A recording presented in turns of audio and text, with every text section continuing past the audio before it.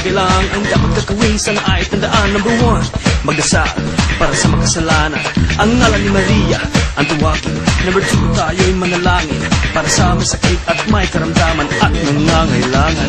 Number three, sa lahat ng iyong gawain, nilaan ng puso at damdamin. Number four, tayo'y magsimba kasama ang pamilya at barkada. And last but not the least, huwag kalimutan please, sa kahit barya ay okay na 5 piso kay Marie. Walang hindi matatamo, basta't ikaw, ako, tayo'y magkakapit-bisik sa pintig ng iisang himig.